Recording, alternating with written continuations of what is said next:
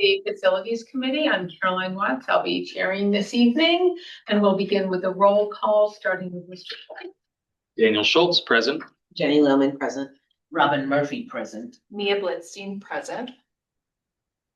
Ross Whiting, present. William Alhern, present. Zachary Epps, present. Charles Bedell Williams, present. Excellent. Do I have a motion for the approval of last month's minutes? So moved. Mia Blitzstein. Second, Robin Murphy. Excellent. All in favor? Aye. Excellent. Moving right along. And so, Mr. Carter, are we ready for tonight's presentation? Yes, ma'am. Okay. Good evening, everyone. How are you? Good evening. Well, As we've been, had Safe Schools out, going through our schools and districts just to check on, where we are. One of the things we wanted to look at was our access controls. At this time, we have, Paxton, which is at 6 of our buildings, CBK, High School, Winco, Glenside, and EP. One of the problems that we're finding with Paxton is the fact that they're not in the process of upgrading their system. So they're at the point to where they're at end of life, and they won't be able to help us or keep us compliant with our door lock systems or our key card access. So we reached out to a company called I2 Solutions, and they came out and gave us a presentation on their system. Basically, the system is set up with what they're using is S2. It's a core strength IS2 net box. It's web-based. It's integrating with our video and alarm system. So basically what that means is what we already have, they'll be able to integrate, which would prevent us from having an extra cost of changing everything over as far as our videos and alarm systems. It can also integrate with human resources to help them. When we have people who come in, at this time, we have to get human resources to make their ID cards. Then we get over to our key guy and he puts it into the system. The way the system would be with having them in is that once they input the information into the system, all we have to do is just set up the time that the individuals come in Monday, what times they come in, any extra activities, we would be able to determine the time they come in, the days they come in. You would also have video access as to when people enter the building. So that's one thing we have. The other thing is it's able to take care of multiple campuses, meaning if we have a situation where we had to lock a building down, the superintendent, assistant superintendent, and the principals would have access to do so from their phones. It's not something that we'd have to wait or push a button to do. It's just something that can actually be done through their phones. So it just makes a lot of sense to think about something to do in the future. Everything's recorded in real time. It does logging events for when people come in and leave. It even does video pop-ups on your camera to let you know who entered the building. All those things can be added into the system. So it all depends on what we decide we want to have within our system. So we looked at them. We like the way everything was set up. We think that they are a company that will carry us into the future with any changes that we need to make within the process. The biggest thing, again, is we don't have to change a lot of our hardware. They can use the existing hardware that we have from I2 Solutions. So we were presented a proposal. We like what they had, and we'd like to move forward with them in the process. Questions? Any questions for Mr. Carter? Ms. London? Are any neighboring school districts using them, or do we have recommendations? We did reach out to other schools, so they are using I2 Solutions. Basically, the system is a S2 system, NetBox. A lot of schools are using it. I2 doesn't necessarily have to be our vendor of choice. There are other vendors that are out there that we can actually use. So if down the line that I2 Solutions doesn't provide us what we need as we grow, then we can look for someone else to help us out. Other questions from the committee, Mr. Epps? Just wondering if this was one of the recommendations from the safety study, or is this connected to that at all?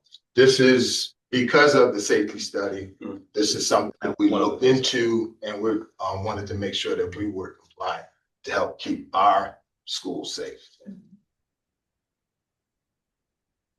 Clarification, Mr. Schultz? Do we have, what are the, and it doesn't have to be an exact number, but the rough shape of upfront costs and then recurring costs related to this? vendor? Roughly to get everything up and done is roughly around 62,000 to get started. And depending on what we find as we move forward, there may be some adjustments that have to be made. But for right now, the major cost is like 62,000. Okay. And then would we then have an ongoing relationship with them year over year, or is it they install it and then after that we're operating the tools and we work with them if changes needed? But I think it would be best if we set up something with them so that we always have somebody that we can call in case a product breaks, we need to get information. They can talk to us via the phone or come out and take care of whatever issues we may have. thank you. Like a maintenance contract. Other questions from the board? Yes, Malika. So piggybacking there, so that portion of it, the ongoing, contract relationship is what is taking over for the contract or the relationship we have with the previous vendor. Yes, pretty much that would be what we would have. Again, like I said, we have premise, but they haven't been as responsive as we would like them to be when we had issues. Right. And like I within said, our they district. can't, they're not upgrading what they have, so we have to move to something else. Yes, ma'am.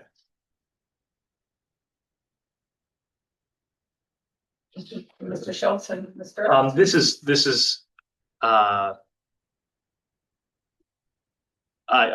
more of a comment than a question because I don't, it's about you mentioned it would be web connected and also integrate with our video surveillance systems and just things that I would want to make sure we are avoiding is any language that would potentially allow collection of our data to be used for any form of training or surveillance or anything like that. Because sometimes when we're talking about digital stuff, that can translate to that. So just throwing it out there as we're reviewing contracts. But I'm seeing Mr. Swaggart shaking his head, so it sounds like This platform is most widely used in K-12 education. great. Mr. Epps? Yep, jumping ahead to the next presentation, but I think there's something in there about access control. So is this something that we want to move forward with like immediately, so it's in place next school year, or is this like timeline wise? Could you share them? So this is something we want to get set up so that we can plan it over the summer and start next year with the clean slate. And is the contract with Premise, is that timing nice where it ends now-ish as well, or? So that, Yeah. that's a legacy system. So that it's a one-time licensing fee to start up, and then there isn't much of it ongoing cost. Okay, cool. Other board questions? I have a quick question, Mr. Carr, that I forgot to ask when we reviewed this the first time. This software works with our existing hardware systems. Our existing hardware systems where we want them to be. Yes, this would allow us to work with what we already have. There may be some changes that need to be upgraded because again, premises themselves has not upgraded a lot of the stuff. Theirs is at the end of life. So there will be some changes that we would have to make in that aspect. And will this process and this company help us do that? Yes, ma'am. Any questions from the attendees? Let's see, 6 participants? Eight. Wow. It's distance. Right? Okay, any hands up? No hands? Just who they Okay, No, no, no. all right. Okay, so we'll go on to the next part of the presentation. For the next part of the presentation is the athletic stadium. They have completed the striping for the field themselves. They are working on the field house, which is concession stands and restrooms. The plumbing work is being done. The metal roof has been put on. It's been sealed. We still have to wait for the doors and windows to come in, which should probably be in sometime this week, hopefully. It worked on the handicap ramp that's out there. The only thing out of the ordinary that we have is the fact that the rubberizing for the track portion may not be ready in time. Or in time for Graduation. Okay. Okay. But other things are moving. Everything Along else is well. moving along. Field looks great, actually. Yeah. Question? Digital. There's no, we don't even get the digital in, but it's like the actual field. Right. Not been generated by Oh, no, AI. this is it. Yeah. Sorry. Yeah, that's okay. And I'll say if you, I know, Mr. Burdell Williams has been by multiple times, but if you were at the right place in the practice field next to it, you can get a great view. If you happen to be at the high school, it is safe, accessible way. I am curious, when you said, Mr. Carter, that the track might not be ready by when we had hoped for graduation, that's all related to the temperature issue still? Yes, ma'am. I've been watching the weather and thinking about it, Freeze warning. but there's a freeze warning tonight, so it's still a little bit of time before we're at. Okay, thank you. But yeah, it looks amazing. It does look. Just Yeah. one question, just related to the timing of the track and thinking about what we might, with the timing, generally speaking. Just request of wanting to ensure that we are being thoughtful about that. If our plan is would the track need to be down in order for us to use the facility? And if the answer is no, if in fact it is in some state of construction, we would be looking to make a decision to potentially not use the facility and consider an alternate location.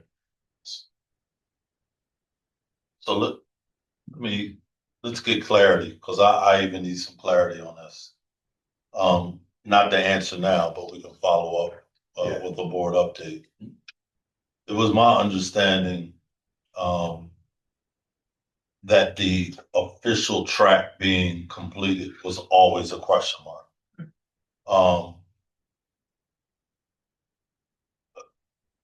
So if we're referencing graduation, I thought that we could still access the facility without the track being completed. If I would like us to make sure that there's no issue that the track poses with us getting temporary occupancy or what have you. The other update that I would just want for the board just around timeline, because it's going to be important for us to put a communication out sooner than later. I'm concerned around the restrooms and whether they will be ready or not. Because if they're not going to be ready, we can make that call sooner than later, right? So we could just get some follow-ups on those two areas. That would be good. So the biggest obstacle to occupancy is accessibility, which is the ADA ramp and the ADA access going into the stadium. Once that's complete, then you can start talking about TCO. We have a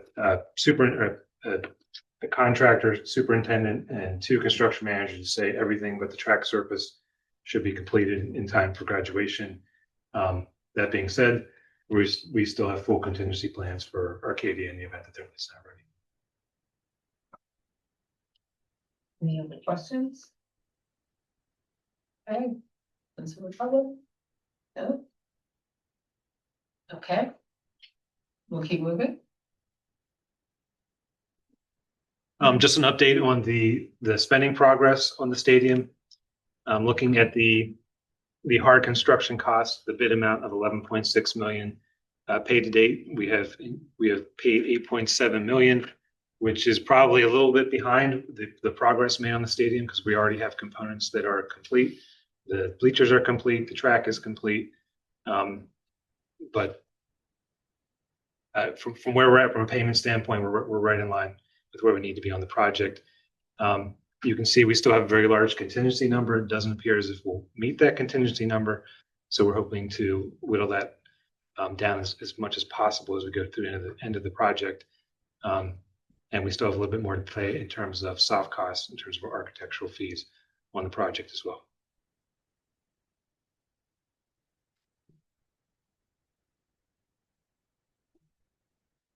Switching over to Cedarbrook and Glenside. Update on spend on Cedarbrook. We've incurred roughly $1 million in design fees. We have not spent any money on construction yet. We are starting to see some of those first invoices trickle in from some of the preliminary work that has begun. On Glenside, the story is almost exactly the same. We spent about $400,000 on design fees, and we are starting to see some initial invoices trickle in. It's worth noting, if you're looking at the names of the contractors, we have joint contractors on both sites, which is helpful in trying to get things done between the electrical contractor and the fire protection contractor, to name a few. Any questions on the Glenside and Cedarbrook project? Board questions? No? Okay.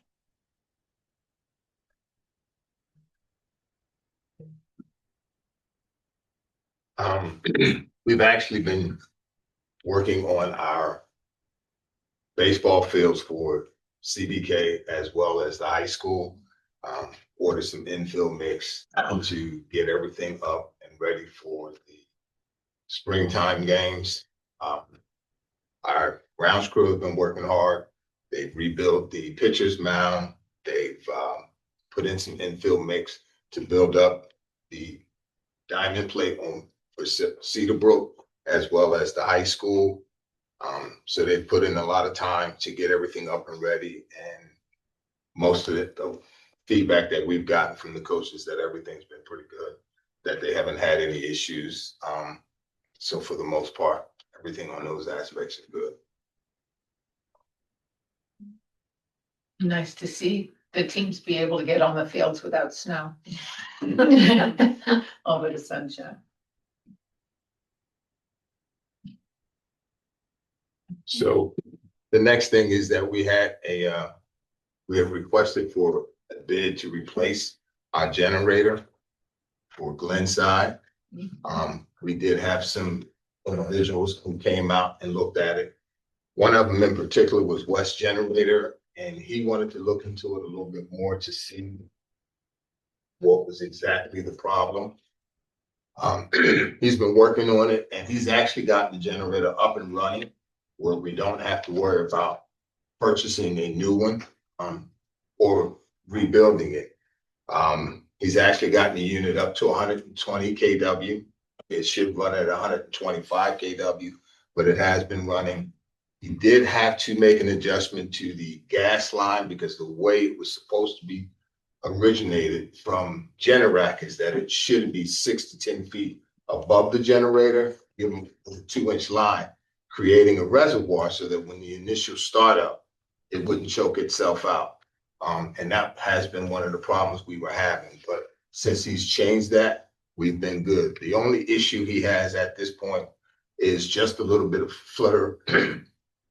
fluttering in the unit due to the fact that the governor, the way it's set up, has to be accessed via computer. He doesn't have that program, but he did reach out to someone who does, and they're coming out to work on that to get that taken care of so that the unit can run at full capacity with no problems.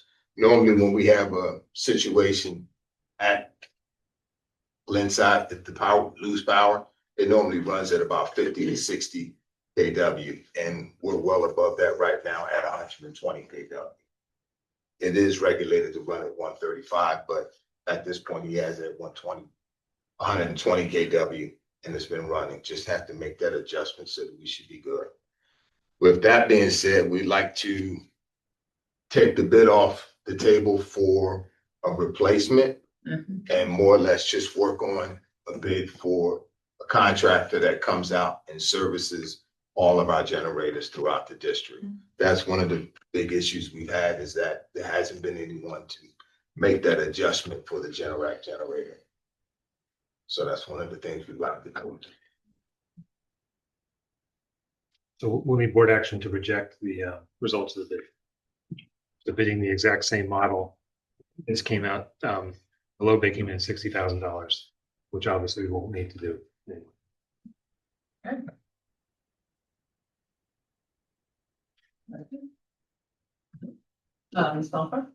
Just like, I'm glad that we had someone who was willing to tinker with it a little bit to get us to the point where, for a lot of reasons, not just financial, but we, you know, from a sustainability standpoint, like not having to replace a piece of machinery that still has some life left in it is, I think, a really good thing.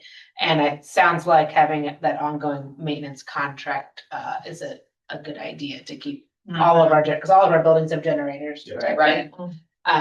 You know, keep them all running as best they can and to extend their life and everything. So thank you.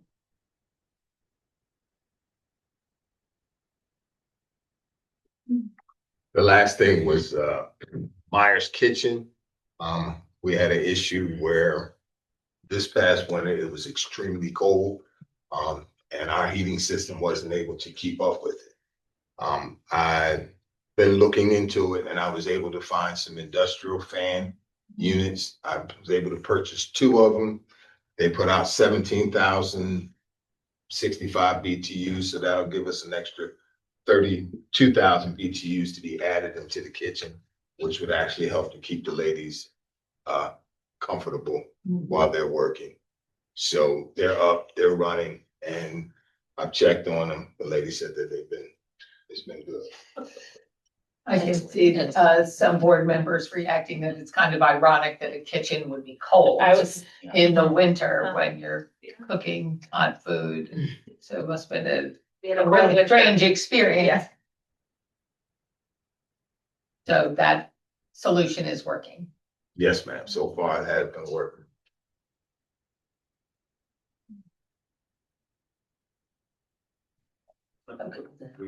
Okay, so I just wanted to say, with all of your side fixings and things happening, that this was a very good meeting. So to hear that we can fix things and it's not costing, and we can reject a bid, I mean, that's wonderful. Appreciate it. We like it. Mr. Epps, go ahead, please. Just wondering, given we're seeing such quick action on the safety study with the access controls, other things that we should keep an eye out on that you all know we may wanna. At this time, we're just waiting for the initial report to come completely out. Okay. As to Oh, what's that's right, going that's on. right. That actually is not finished yet. Oh, wow. Oh, that's So once that's out, we'll take an assessment and make whatever changes we have to do. nice. Appreciate that. So to second her point, because we're moving quickly to address something before action. Please appreciate it. Brian. Yeah. It was something that was on our radar, All right, okay. and it's just, Kind of put the flag. Just a question, going back to the baseball fields. Yes, sir. Thinking also about our softball players and is in fact, had there been any additional work done to the softball fields as well? I know there was a bunch of dirt that's been delivered over time, a lot of field fix. Are we referring to CBK or the high school? I'm thinking specifically about the high school and Yes. also about CBK, actually. It's Actually, no, for both of them, initially we had dirt delivered for the high school. So we got the high school up and running for the softball field, as well as the baseball field for the varsity and junior varsity. So we got those up and running. We've rebuilt the mounds, the pitcher mounds. The diamond has been resurfaced.